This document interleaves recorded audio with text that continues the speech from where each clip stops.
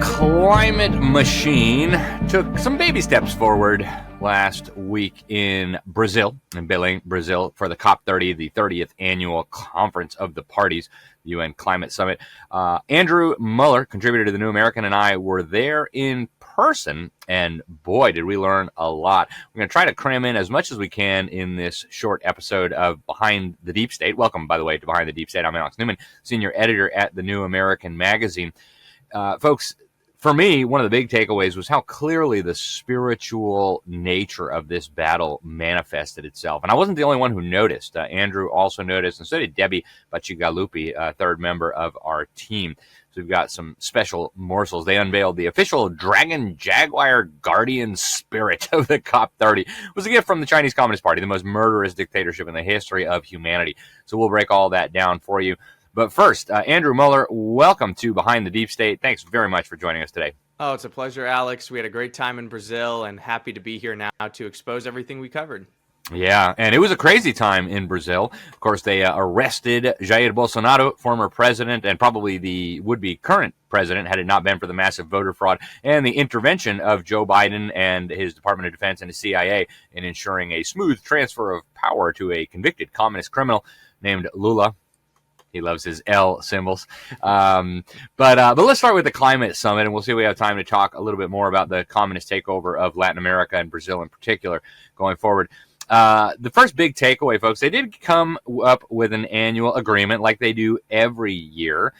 This year's wasn't especially ambitious compared to how it usually is. Usually they take a giant leap forward in imposing climate tyranny on we the people.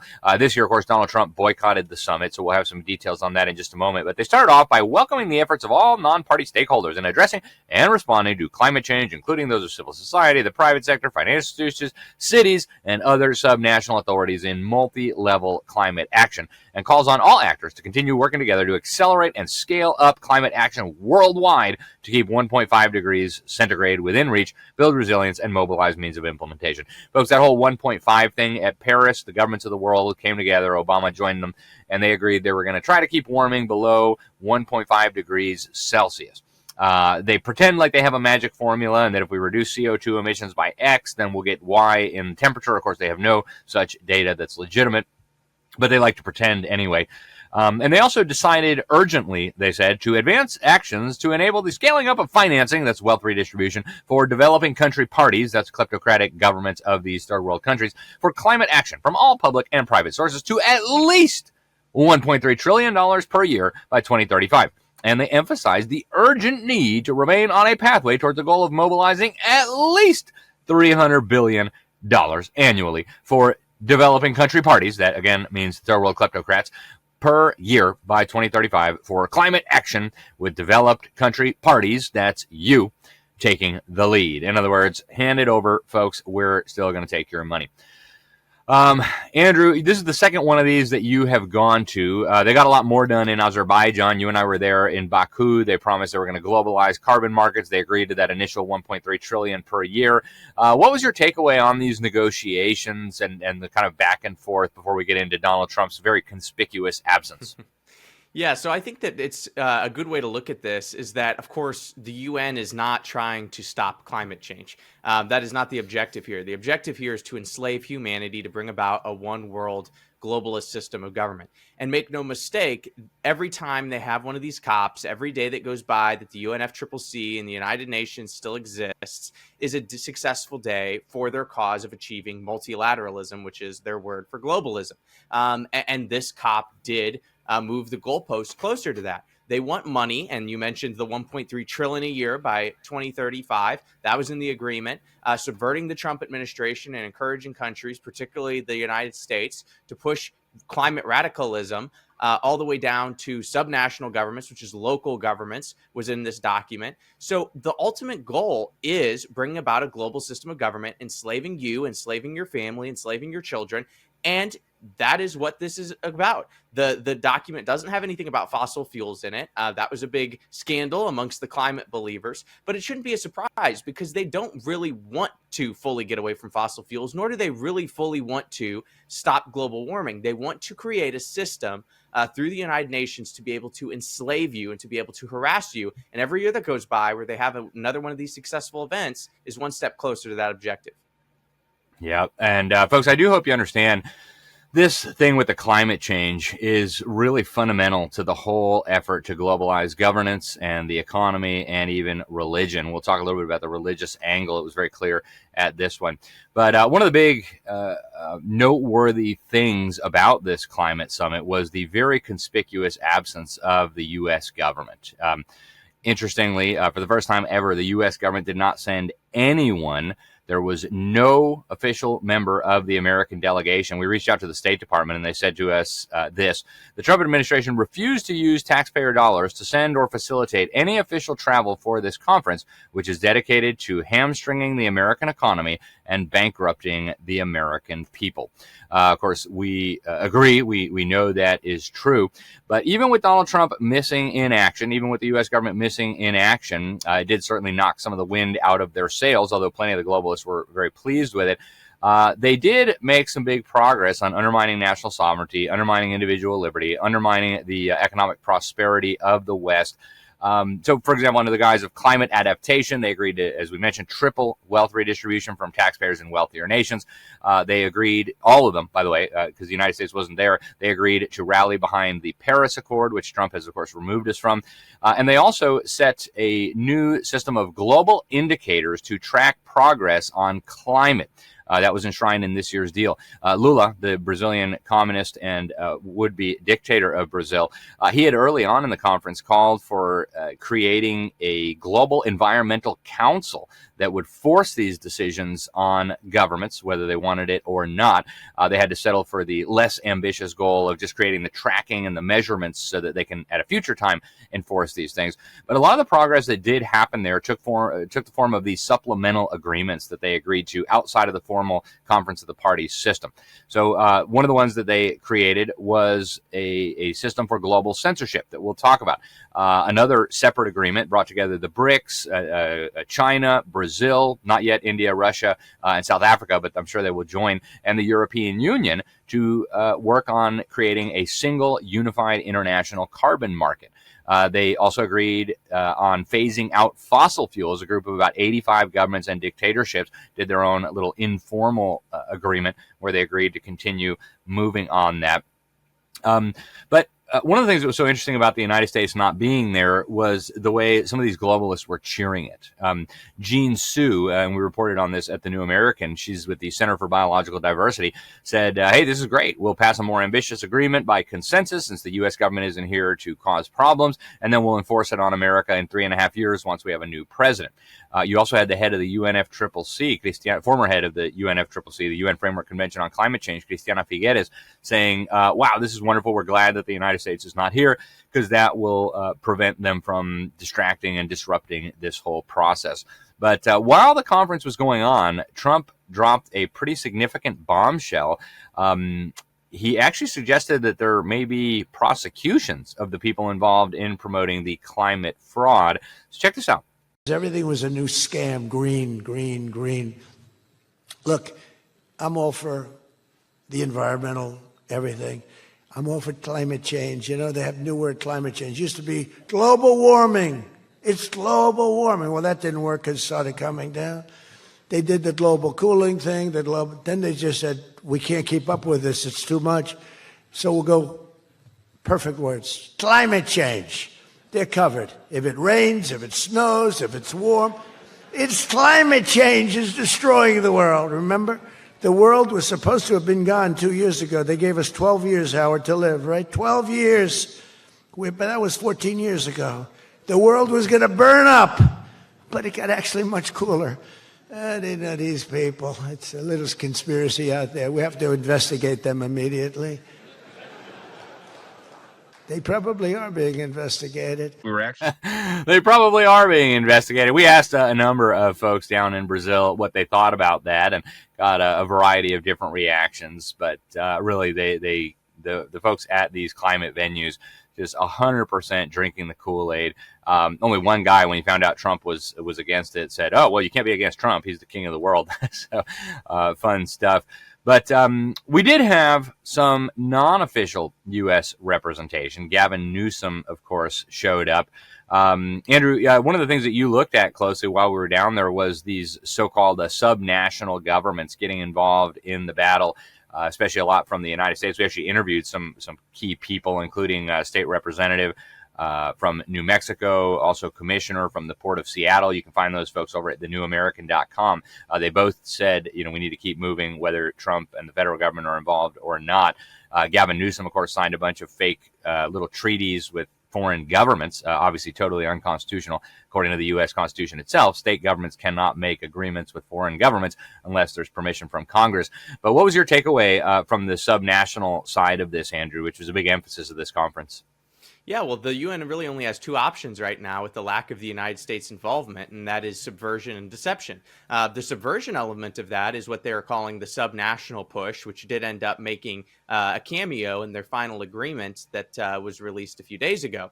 And the subnational push consists, Alex, of local governments in the United States in particular, still pushing the phase out of fossil fuels, the promotion of green energy through windmills and solar panels, and pushing this narrative, this scam that human emissions of CO2, human activities changes the climate. And this is done through organizations like ICLEI, which is the Local Governments for Sustainability, which is an international organization. They boast that they have over 2,500 various local and regional governments who are partnered with them to achieve sustainability. There are tons of governors, mayors, state representatives, port authorities, various representatives from the United States who worked in environmental offices throughout the union, all saying, you know what, despite Donald Trump not showing up to this climate summit, despite the lack of U.S. representation, we are still going to move forward locally with the green scam. And this is what Americans need to understand, is just because Donald Trump says climate change is a hoax and he got us out of the Paris Agreement, all that's good and great. But just because that's happening doesn't mean that these evildoers aren't going to sneak through the back door what they can't get through the front door. And that's exactly what is happening. So you need to see in your state, in your city, in your town, are they pushing sustainability? Are they pushing the phase out of fossil fuels? Are they pushing the UN's Agenda 2030? And I think you'll be very shocked with what you find. So this is a battle we need to engage with locally. We went and sat in on a panel that was of U.S. delegates talking about this subnational push. And they even used the phrase conservatives use, all politics are local. They're starting to take that push, and we need to take it seriously. Yeah, absolutely, folks. And it really is astounding, right? When they have the federal government, no one can resist the federal power. All must bow down to the great Leviathan in Washington, D.C. When suddenly Trump comes in and says, no, we're not playing this game. Oh, well, state and local governments have lots of sovereignty and lots of jurisdiction, and we need to, they have this little coalition, the We're Still In coalition that Governor Gavin Newsom is the co-chair of. Very, very blatant effort to undermine federal policy and keep moving this climate agenda forward. Rather despicable.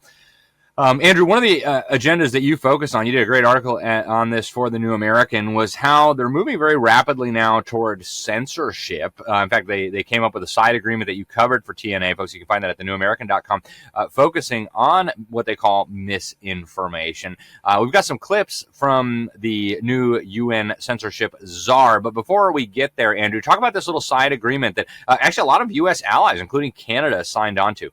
Yeah, this was called the Declaration on Information Integrity on Climate Change. It was signed by 12 nations, 12 governments, including Germany, France, Canada, Belgium, a lot of European countries, countries in the Western Hemisphere. And they signed on to this, saying that threatening, to expose the climate scam is polluting the information ecosystem, and therefore those people need to be censored. Also, these governments called on companies within their nations to censor speech that contradicts the climate narrative. So what you're seeing here is a push to not defeat people through who has the best idea, but to defeat people through shutting them up, through censoring them. Because these climate alarmists, they don't have the facts on their side. They don't have the data on their side. They don't have the persuasive arguments on their side. They can't go and sit at a booth like Charlie Kirk did and discuss their ideas and win people over based on their merit. They have to use authoritarianism.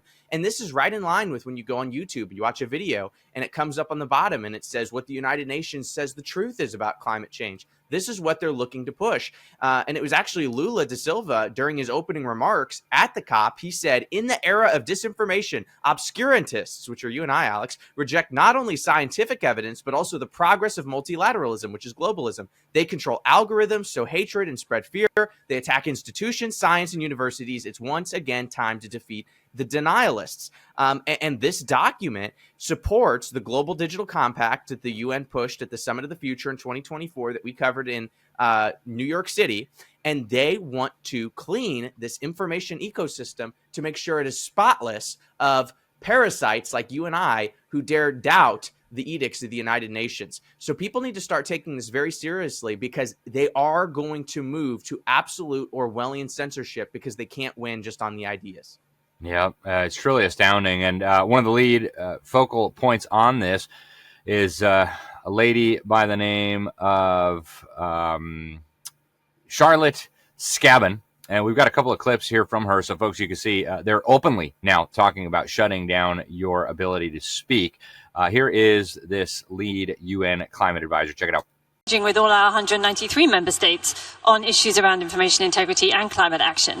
And just to flag that just over a year ago at the Summit of the Future, member states agreed in the General Assembly to the Path for the Future, which included the Global Digital Compact, which has in it an entire section on commitments to information integrity and to digital trust and safety. So, this is something about which we are, of course, engaging with all member states in all regions, and they have commitments. We are here to help them meet those commitments and offer resources. I mentioned the Global Principles is one.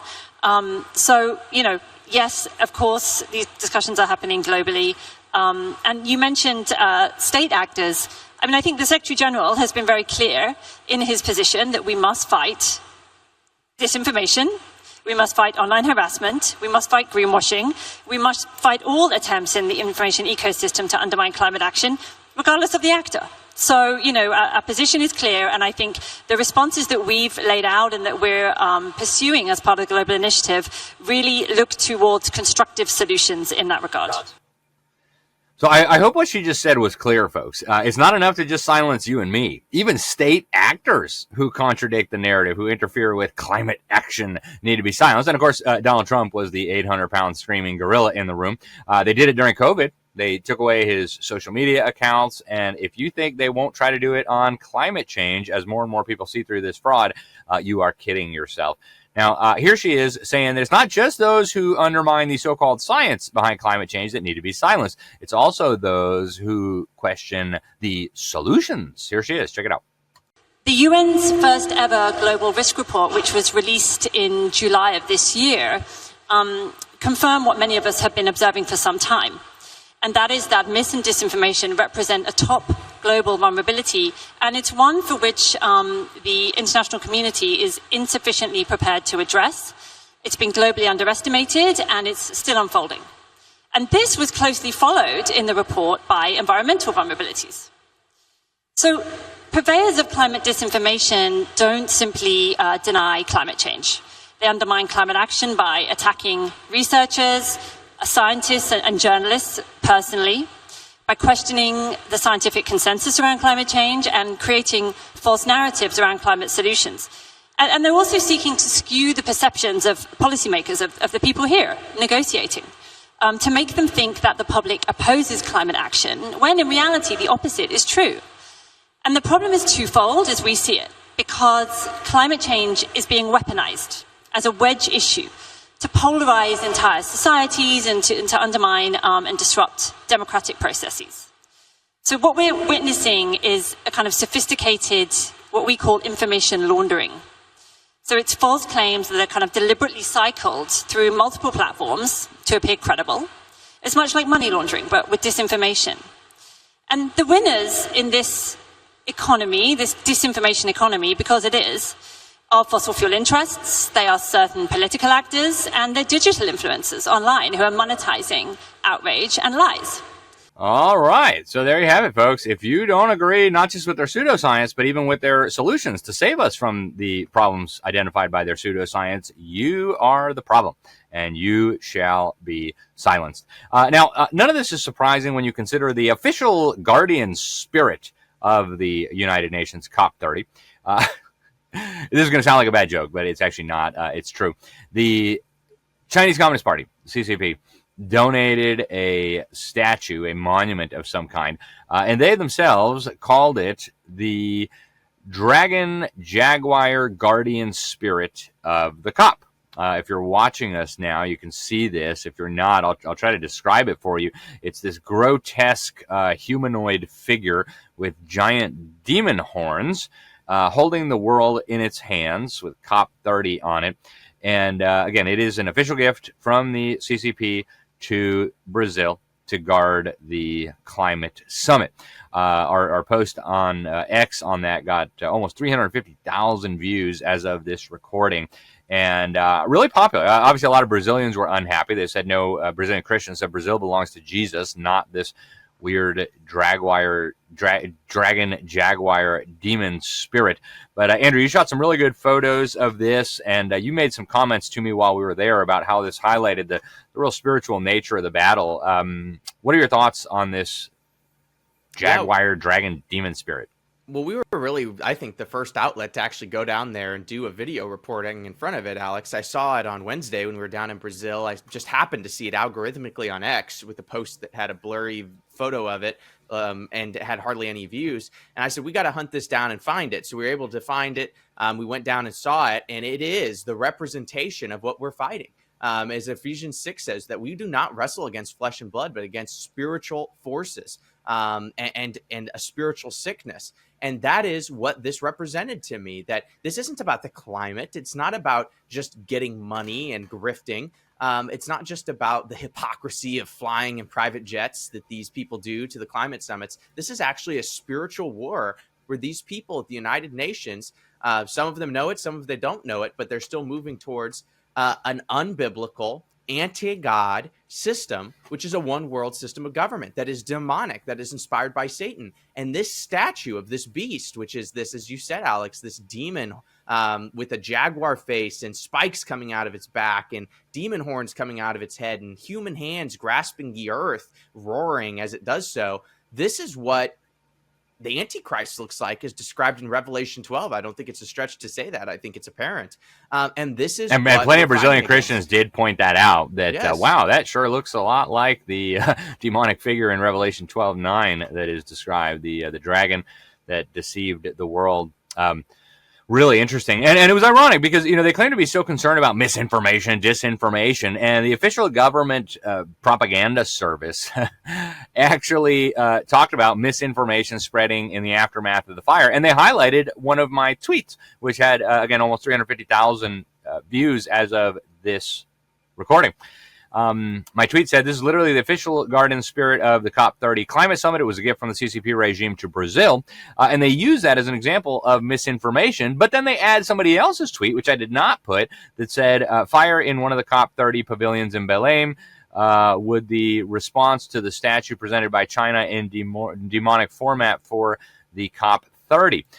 So they suggested, falsely, by the way, they used misinformation to suggest that I had claimed that the statue was the cause of the fire. No such thing. That was not my tweet. That was somebody else's tweet, completely unrelated to mine. I wasn't even able to find it, but they attached it to mine as if it were mine and tried to make that look like an example of misinformation. So they're literally deceiving people in an article about misinformation. I thought that was fascinating. And Andrew, you found that this outlet also, I guess, gets some funding from Soros and other sources, huh? Yeah, so it's funded by the Climate and Land Use Alliance, the Oak Foundation, the Ford Foundation, and George Soros' Open Society Foundation. So when you look at that and see who's actually pushing their publication, it makes a lot of sense why they'd go after us in that way. Yeah, pretty pathetic that they couldn't find anything true to complain about, so they just had to make stuff up. Now, we mentioned the religious angle, the spiritual nature of all this. Pope Leo the 14th made a very nice video for some of those getting together on the religious side to protest against global warming and try to take action. We want to share with you part of that video, ladies and gentlemen. Check it out. I greet the particular churches of the Global South, gathered at the Amazonian Museum of Belem, joining the prophetic voice of my brother cardinals who have taken part in COP30, telling the world with words and gestures that the Amazon region remains a living symbol of creation with an urgent need for care. You chose hope and action over despair, building a global community that works together. This has delivered progress, but not enough. Hope and determination must be renewed, not only in words and aspirations, but also in concrete actions. The creation is crying out in floods, droughts, storms, and relentless heat. 1 in 3 people live in great vulnerability because of these climate changes. To them, climate change is not a distant threat, and to ignore these people is to deny our shared humanity. There is still time to keep the rising global temperatures below 1.5 degrees centigrade, with the windows closing. As stewards of God's creation, we are called to act swiftly with faith and prophecy to protect the gift He entrusted to us. The Paris Agreement has driven real progress and remains our strongest tool for protecting people and the planet. Well, there you go, folks. There is, as we mentioned, a very real religious effort here alongside the political and economic efforts to deal with alleged man-made climate change. And it's become more and more apparent with every single COP. In fact, last year they put the religious booth, the faith pavilion, right at the heart of the whole entire system. And of course, Bergoglio, Pope Francis, was a key advocate of this, and now Pope Leo is picking up the baton and moving on.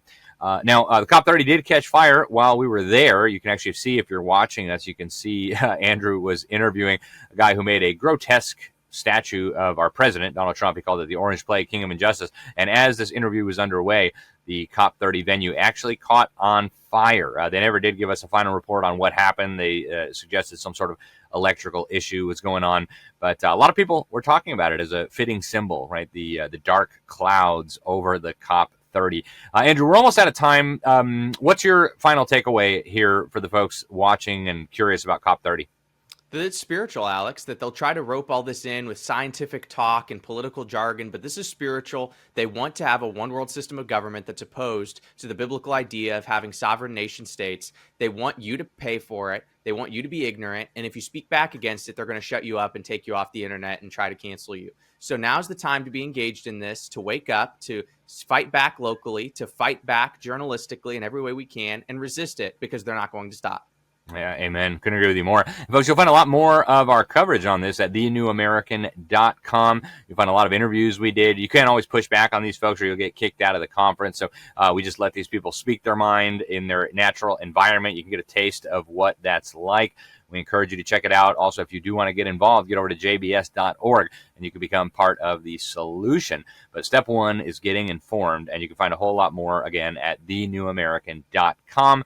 thenewamerican.com. I'm Alex Newman, senior editor at The New American. We are so grateful to all of you for tuning in faithfully, watching this program, and also for being subscribers of the magazine. Even if you're not a paid subscriber to the print magazine, get over to thenewamerican.com. Make sure you sign up for the free daily headlines. And folks, take this seriously. They're coming for your country and your family and your freedom.